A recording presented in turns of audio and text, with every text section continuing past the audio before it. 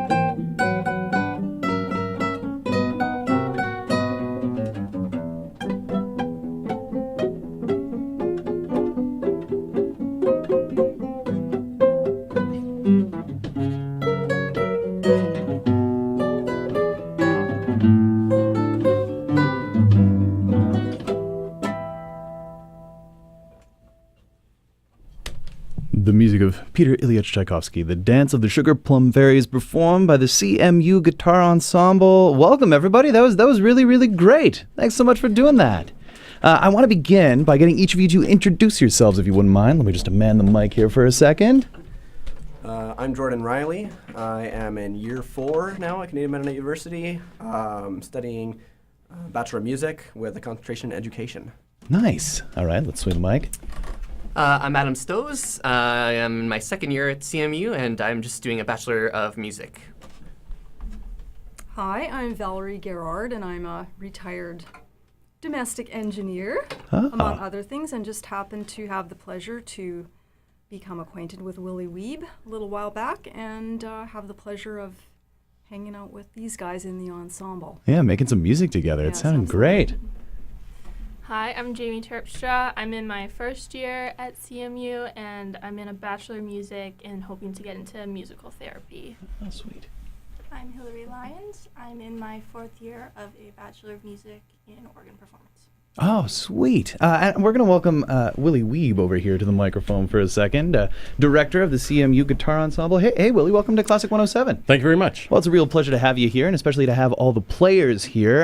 I'd like to begin just by asking you about this ensemble. How did these players all come together? How long has the CMU Guitar Ensemble been around? Since about 2000, since the formation of the combined colleges of CMBC, MBBC, and the rest, and so since that time, we've had the ensemble going with a varying degree of members over the years, and 6 is the usual maximum that we've had, which we have this year. 1 member is ill today and able to be here.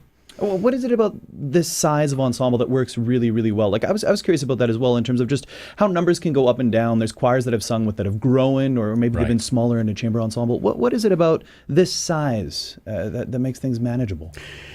It's good to be able to double up some parts where you can. Of course, with 6 or 5, you can't double up everybody. But to have a bit of leeway, if one member is ill, as in today, you're not missing a part. Yeah. And 4 is, I guess, the minimum that we would work with, but the more the merrier, really. Yeah. And in terms of the more the merrier, I mean, it sounds like nearly everybody is a music major at CMU, though Val comes from a different background. Right. Does one need to be in music? Obviously not, to join No. the CMU Guitar Ensemble. No.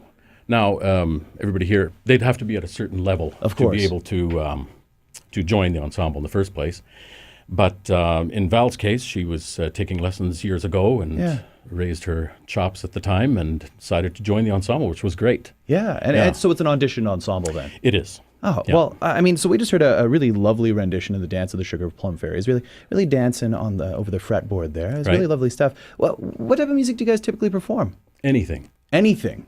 All Pretty right, so much, the yeah. world is your oyster. The wilders are, yes. I imagine there's a lot of the Spanish mainstays, though, a little bit of tarega, maybe There some are. tafaya. Yeah, we do, what haven't we done over the years, Yeah. including orchestral stuff Oh, like wow. this, right? Yeah. Something that has a bit of flair and a bit of flash is good. Sometimes there's a lot of banging around on the instruments as well, because the guitar makes a good drum. Yeah. And so we use that as well. Castanets, you can tap on the top of the guitar. Yeah. And get a little extra sound. We're having some of that next semester when we're going to be doing Bizet's Carmen Oh, suite. really? Yeah. Well, so where do you go about kind of finding these arrangements? Are there things Right. that the CMU Guitar Ensemble is doing themselves, or are you picking them up elsewhere? Jordan, you did an arrangement last year. Nice. And which was really great. It was Yeah. a very good arrangement. I do some of the arranging, Yeah. actually a lot of it. And sometimes I take, with this one, for example, I took the Los Angeles Guitar Quartet's recording. Yeah. Who are which excellent. Right. Yeah, And they they have had something put else. it out, but it was no longer in print, so I had to Right. listen to it and kind of put the notes down that way. And other times I take a score and make a reduction for guitar ensemble that Well, way. it gives such a unique sound to these otherwise well-known pieces of music. I mean, there's something so delicate about those dancing sugar plums like we just Right. heard, but they take on this warm, distinct guitar flavor that the instrument provides. Right. What kind of feedback have you gotten from audiences at concerts doing such a variety of works? Generally, the more creative, the bigger the response. Yeah. Right. But last year, as an example, we teamed up with, on the spur of the moment almost, with some faculty singers and did a Renaissance set, Oh, nice. which was really quite simple, but really well received. It didn't have all the flash to it, but had a real Christmas, unique, or I should say authentic, Yeah. ancient Christmas vibe to it. Of course, that would Yeah. be, because with the lute and with the Right. stringed instruments, I mean, it really makes sense to be Right. indulging in that Renaissance sound for its Right. simplicity, but still for just that unique language it produces. Right. What do you guys have coming up? Any upcoming performances you want to plug? We have in the springtime, we have the CMU Bells and Whistles, it's called, where now there used to be whistles. Bells and whistles with strings attached was the original. That's a great name. Yeah, but the whistles disappeared, and so we just have bells with strings attached now. Oh, nice. The whistles were flutes. But we have an end-of-year performance that does not include the choirs, who have their own spring concert, and we have our own spring concerts together with the handbells. Mm-hmm. And so it's a fun performance that we have every spring, and usually things that just pop up during the semester. Suddenly they'll get a request from somewhere, and they want a small ensemble, and the guitar ensemble is often the first pick for that kind of thing. And very portable. Right, As you've exactly. here squished into the Classic 107 studio. We're so appreciated that. Willie, thanks so much for chatting about the CMU Guitar Absolutely. Ensemble. Would you guys mind doing one more? What are we gonna hear? I don't know if someone wants to introduce it. Jordan, This'll let me be- swing it this way. This will be Dance of the Reed Pipes, also Tchaikovsky's Nutcracker. Oh, well, fantastic. More Nutcracker in the Diamond Lane, a 107 live performance featuring the CMU Guitar Ensemble.